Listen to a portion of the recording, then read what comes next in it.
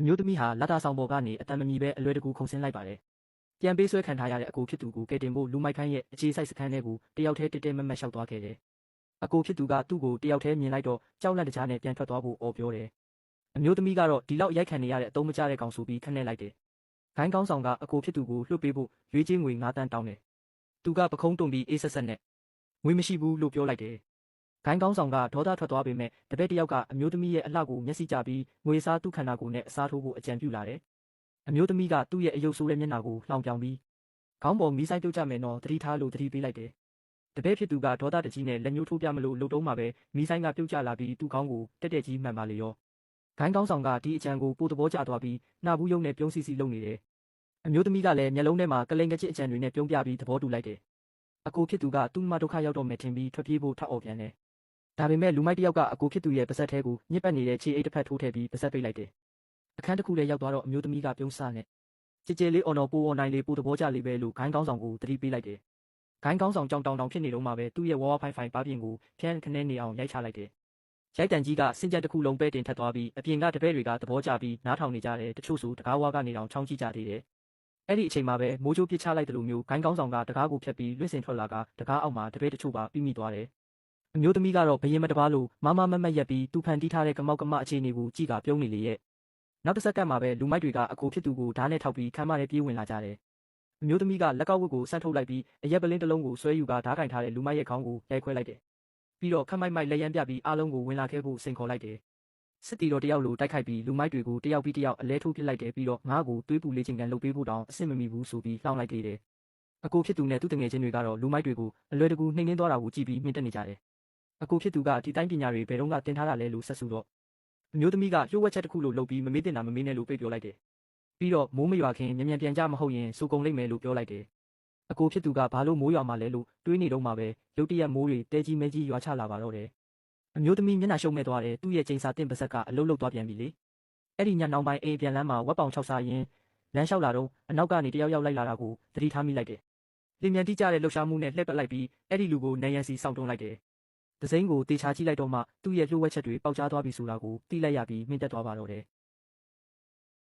အမျိုးသမီးဟာဇိမ်ခံညကလပ်ကြီးတဲကိုအဆောက်အုံတစ်ခုလုံးသူ့ပိုင်တဲ့အတိုင်းပဲဟန်အပြည့်နဲ့ဝင်သွားပါတယ်။ငွေထက်ကြီးတွေကိုထုတ်ပြီးတရုတ်ပြမော်တဲ့ကောင်လေးတွေဒါဇင်နဲ့ချီရှိတဲ့စီကိုဖဲချက်တွေဝင်နေတယ်လို့မျိုးပြစ်ပေါက်ပေးနေတာပေါ့။မြင်ကွင်းကတော့ရိုင်းဆိုင်ဆူညံပြီးအထိန်ကိုမရှိဘူးသူ့ကြိုက်ဆုံးကမောက်ကမအခြေအနေမျိုးပါပဲ။ဒါပေမဲ့ရုတ်တရက်အေးဆက်တဲ့မျက်လုံးတစ်စုံကမြူကိုးတွေကြားကနေသူ့ကိုစူးစိုက်ကြည့်နေတာကိုခံစားလိုက်ရပြီးသူ့ချက်တေးသွားတယ်။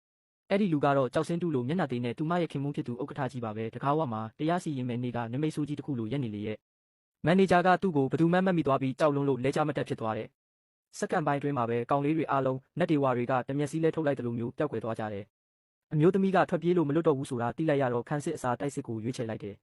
ယုံကြည်မှုအပြည့်နဲ့ခက်ကြမ်းကြမ်းလျှောက်သွားပြီးဒီလိုနေရာမျိုးမှာဘာလာလောက်တာလဲဆိုပြီးသူ့ကိုဆွဆွဲတော့တာပဲအမျိုးသားကသူဒီကိုအလုပ်ကိစ္စနဲ့လာတာပါတခြားဘာမှမရှိပါဘူးလို့အေးဆေးပဲရှင်းပြတယ်အမျိုးသမီးကအပြင်ပန်းမှာချူချူတာတာလေးပြုံးပြနေပေမဲ့စိတ်ထဲမှာတော့သူ့ကိုအကင်ခံနေရတယ်လို့ပြင်းပြင်းထန်ထန်ဆဲဆူနေတာပေါ့အဲ့ဒီအခါအမျိုးသားကသူကရောဒီကိုဘာလာလောက်တာလဲလို့မေးလိုက်တော့အခန်းတွင်းအပူချိန်က10 ဒီဂရီလောက်ရုတ်တရက်ကျဆင်းသွားတယ်လို့ပါပဲသူမရဲ့အုံနောက်ကချိုးယွင်းနေတဲ့စက်အင်ဂျင်တစ်ခုလိုလဲပတ်နေတော့မှပဲသူမရဲ့ညီဖြစ်သူကဝင်ပြီးအနစ်နာခံလိုက်တယ်ဒီကောင်လေးတွေအကုန်လုံးကသူ့အတွက်ပါလို့ဝင်ပြောလိုက်တော့အားလုံးအံ့ဩပြီးစွန့်သွားကြတယ်တယောက်ယောက်ကညီဖြစ်သူရဲ့ထူးဆန်းတဲ့ဝါသနာကိုခိုးရလိုက်တော့အမျိုးသမီးလည်းဘာလို့ရမှန်းမသိကမောက်ကမဖြစ်သွားပြန်တယ်သူမကချက်ချင်းဇလန်းပြောင်းလိုက်ပြီးခင်မွန်းဖြစ်သူရဲ့ကုမ္ပဏီအတွက်ကြော်ညာမင်းသားတွေလာရွေးပေးနေတာပါလို့လိန်ပြောလိုက်တယ်သူမကလူရွေးပွဲဒရိုက်တာတယောက်လိုမျိုးကောင်လေးတွေကိုသူတို့ရဲ့အရေးချင်းတွေပြသခိုင်းတော့တယ်အမျိုးသားကမုံတိုင်းပေါင်းထောင်ချီကိုဖုံးကွယ်ထားတဲ့အပြုံးတင်းတင်းလေးပြုံးပြလိုက်တယ်ကုမ္ပဏီကမော်ဒယ်တွေမလိုဘူးဒါပေမဲ့စောက်လုပ်ရေးစိတ်ကတော့အလုပ်သမားတွေလိုနေတယ်လို့သူကပြောလိုက်တယ်အမျိုးသမီးကဒီလိုနုနဲ့လှပတဲ့ကောင်လေးတွေကိုစောက်လုပ်ရေးစိုက်လုပ်မယ်ဆိုတဲ့အတွေ့အကြုံစိတ်ထဲကနေအော်ဟစ်ရင်းလဲကြလူနီးပါဖြစ်သွားတယ်စိတ်တွင်းအတန်တွေကိုအကုန်ကြားနေရတဲ့အမျိုးသားကသူမကိုအစိုးသွမ်းကြောင်ပေါက်လေးတစ်ကောင်လိုကော်လာကနေဆွဲခိုင်းလိုက်တယ်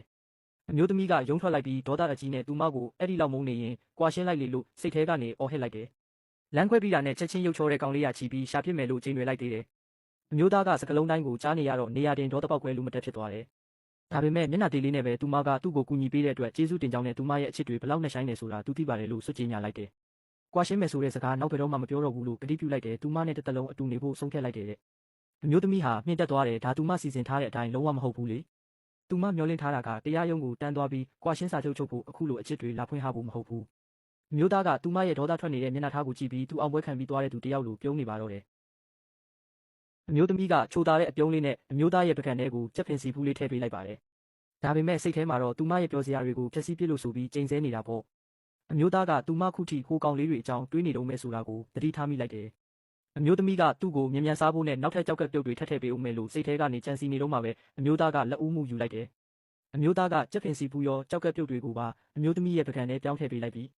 မဖြစ်နိုင်တာတွေရှောက်တွေးမနေနဲ့မဟုတ်ရင်ကြောက်ကက်အားနဲ့ယောဂရသွားလိမ့်မယ်လို့ခပ်ဖွားဖွားလေးသတိပေးလိုက်တယ်။အမျိုးသမီးခမညာသူပြောရမယ့်စကားကိုအလူခံလိုက်ရလို့ဒေါသပေါက်ကွဲမတက်ဖြစ်သွားတယ်။ဒါပေမဲ့ဘိုးဘိုးကြီးကကြည်နေတော့ဖီအားရီချားတဲ့ကနေနေမင်းကြီးလိုလင်းလက်တောက်ပစွာပြုံးပြနေရရှာတယ်။ညစာစားပြီးတော့ဘိုးဘိုးကြီးကအခြေအနေမဟန်တာကိုရိပ်မိပြီးမြေဖြစ်သူရဲ့ဆွဲဆောင်မှုမရှိတာကိုပဲအဖြစ်တင်လိုက်တယ်။မြစ်လေးမြန်ချီချင်နေတဲ့ဘိုးဘိုးကြီးကသူတို့နှစ်ယောက်ကိုကုမ္ပဏီတူတူသွားဖို့အမိန့်ပေးလိုက်တယ်။အမျိုးသမီးကကုမ္ပဏီကိုရောက်တော့အမျိုးသားရဲ့လက်မောင်းကိုချိတ်ပြီးဝင်လာလို့ချက်ချင်းပဲအတင်းပြောစရာဖြစ်သွားတယ်။အမျိုးသမီးဝန်ထမ်းနှစ်ယောက်ကတော့ရန်သူတစ်ဖွဲ့စိုက်ကြည့်နေကြတာပေါ့။အမျိုးသမီးကအမျိုးသားကိုနာမည်ကြီးလှချီလားလို့မြှောက်ပင့်ပြောလိုက်တယ်။အမျိုးသားကတော့တဝင်းတိုနေတယ်လို့အထင်လွဲသွားပြီးလက်ထောက်ဖြစ်သူကိုလူရှင်းခိုင်းကအမျိုးသမီးကိုသူ့ရုံးခန်းထဲမှာသွားဆောင်ခိုင်းလိုက်တယ်။ရုံးခန်းထဲဝင်ချင်းမှာပဲအကြံစီများတဲ့မိမယောက်ကစာရွက်စာတမ်းအပုံလိုက်ကြီးကိုသူမရှိလာချပေးတယ်။ပြီးတော့ဥက္ကဋ္ဌကြီးရဲ့အစည်းအဝေးအတွက်မိတ္တူကူပေးဖို့အမိန့်ပေးတယ်။အမျိုးသမီးကအမိပြားကိုပြင်းပြင်းကြီးစစ်ဆေးကြည့်လိုက်တော့အရင်တုန်းကသူ့ကိုအနိုင်ကျင့်ခဲ့တဲ့သူမှန်မှတ်မိသွားတယ်။ဒါကြောင့်အေးဆက်ဆက်နဲ့ပဲညှင်းလိုက်ပြီးဒါနဲ့အလုပ်လေလို့သတိပေးလိုက်တယ်။ကိုမိမကမှင့်တက်သွားပြီးသူမမျက်နှာရအောင်ကူညီပေးတာပါလို့စင်ကြေပေးတယ်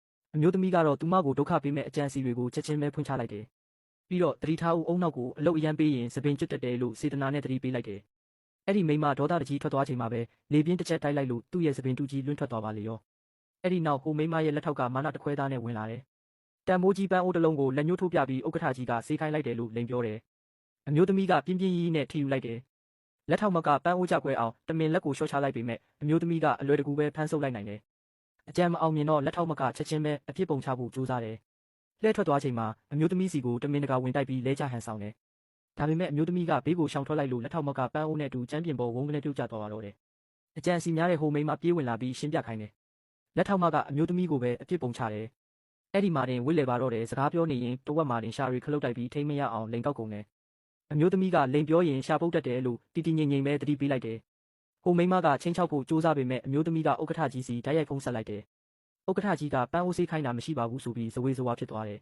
။သူ့လူတွေကအမျိုးသမီးကိုအနိုင်ကျင့်နေမှန်းသိသွားတော့နာမည်တွေမေးတယ်။အမျိုးသမီးကမဆိုင်မတွပဲနာမည်နှစ်ခုလုံးကိုပြောပြလိုက်တော့ဥက္ကဋ္ဌကြီးကချက်ချင်းအလုပ်ထုတ်ပစ်လိုက်တယ်။ဟိုမိန်းမကလက်မလျှော့သေးပဲအမျိုးသားစီပြေးသွားပြီးတိုင်တော့ပြန်တယ်။ဒါပေမဲ့အမျိုးသမီးကအရင်စကားဆက်လိုက်ပြီးအမှားအမှန်မခွဲခြားနိုင်ရင်ချက်ချင်းကွာရှင်းပြစ်မယ်ဆိုတဲ့စမ်းသပ်ချက်တစ်ခုနဲ့သူ့ကိုစောင့်ကြည့်နေလိုက်တယ်။အမျိုးသားကတော့တွေးတော့မနေပဲပြဿနာရှာတဲ့နှစ်ယောက်လုံးကိုအလုပ်ထုတ်ပစ်လိုက်တယ်။အမျိုးသမီးကသူမရဲ့သူရဲကောင်းကြီးအလားဟန်ဆောင်ပြီးအားကြတဲ့အောင်ချီကျူးပြလိုက်တယ်။ဒါပေမဲ့စိတ်ထဲမှာတော့အရင်ခန္ဓာကိုယ်ပိုင်ရှင်ကိုအနိုင်ကျင့်ခံရအောင်လွတ်ထားခဲ့လို့ဆိုပြီးဆဲဆိုနေတော့မှာပဲ။အမျိုးသားရဲ့ရင်ဘတ်ထဲမှာတော့အပြစ်ရှိစိတ်နဲ့စိုးနေသွားတယ်သူအရင်တုန်းကတကယ်မျက်ကန်းဖြစ်ခဲ့တာပါလားဆိုပြီးတော့ပေါ့